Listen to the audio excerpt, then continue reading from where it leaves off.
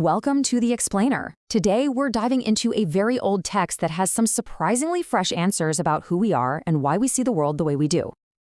So here's our roadmap. We're going to explore the core ideas of the Bhagavad Gita, using Devdutt Pattanaik's My Gita as our guide. It's a journey, really, from a literal battlefield to the kinds of internal conflicts we all deal with, and it points to a path from fear to a much, much deeper sense of connection. All right, let's dive right in with a question that, seems pretty simple on the surface, but it actually gets to the absolute heart of what the Gita is all about. This right here is the central puzzle. The whole story is set on this battlefield, Kurukshetra, but that battle is really just a giant metaphor. You have all these different characters looking at the exact same war, and they see totally different things. For one, it's a tragedy. For another, it's a golden opportunity. And for our hero, Arjuna, it's a completely crippling moral dilemma. So you see, it all comes down to perspective. Okay, so if perspective is the key, then where does our perspective even come from? Well, the Gita's answer starts by splitting our whole existence into two fundamental but deeply connected realities. So on one hand, you've got the Deha. This is our physical body, all the stuff you can see, the stuff you can measure, the part that has a beginning and an end. But inside that body, there's the Dehi, which is the immortal self, sometimes called the Atma. This is the part of us we can't see, we can't measure, and it's considered infinite. And this idea, it branches out into pretty much every layer of who you are. I mean, just think about it for a second. There's your social body, your property, your job title, your status. Then you've got your physical body, what you look like, what it can do. And even deeper, there's your mental body, your thoughts, your beliefs, your ego. A huge part of the Gita's message is that real wisdom starts when we realize we are not just these outer, temporary layers. Okay, and here's where it gets really crucial. When we only see ourselves as this physical body, the Deha, we get stuck. We get trapped in this really powerful and honestly often destructive cycle. This is what the Gita calls the cycle of karma. It all kicks off with the Deha, because it's mortal, it's terrified of death. That fear shows up as hunger. And not just for food, right? It's hunger for security, for power, for more. And that hunger, well, it drives our actions, often leading to a kind of violence as we compete and consume. And every one of those actions has a consequence, which just circles right back around and creates even more fear.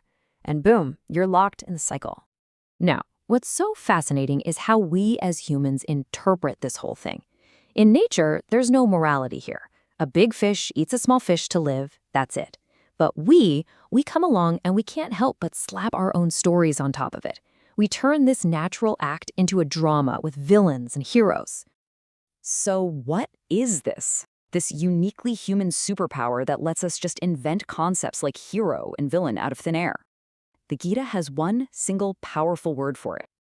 And that word is Maya. Now, a lot of people hear Maya and immediately think illusion. But that's not quite right. Its root word, ma, literally means to measure.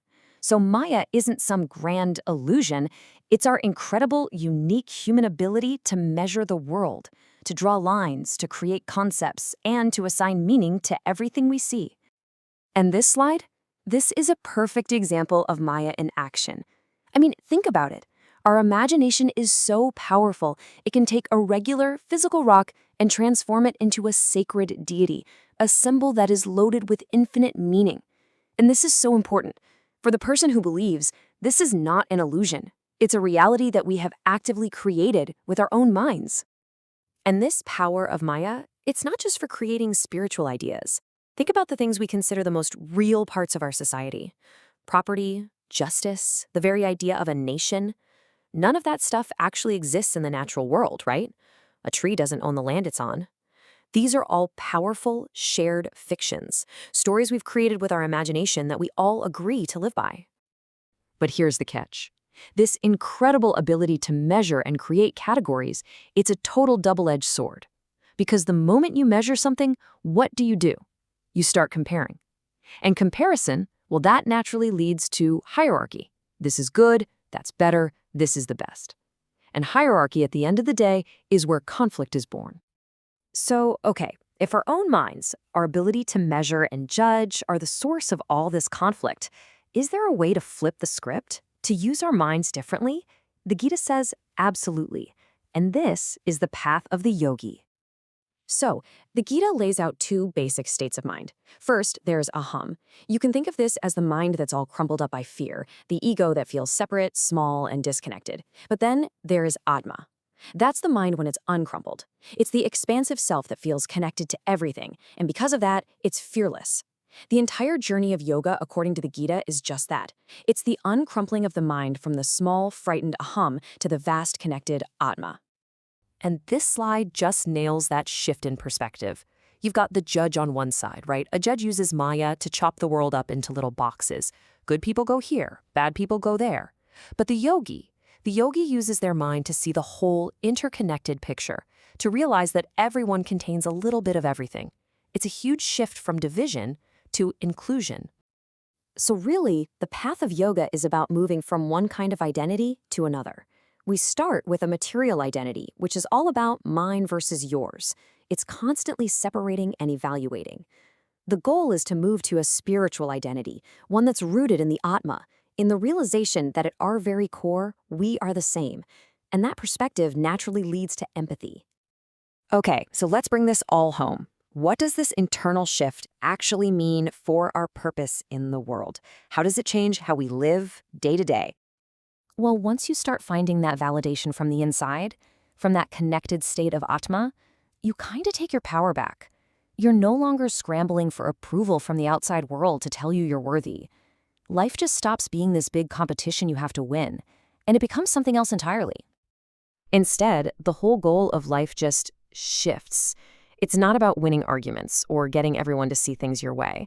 It becomes about your ability to expand your own mind enough to appreciate someone else's reality, even if it's completely different from yours. And this just reframes everything, doesn't it? The world isn't some broken problem that you need to fix or judge. It's not this polluted thing that needs purifying. It's just a complex, messy, beautiful reality that invites us to understand it and to be a part of it with empathy. And that leaves us with one last really big thought to chew on. The Gita suggests that maybe our identity isn't defined by what we have or what we do, all that finite material stuff. Maybe our true purpose lies in our infinite, almost godlike potential to create and give meaning, not just for ourselves, but for everyone around us.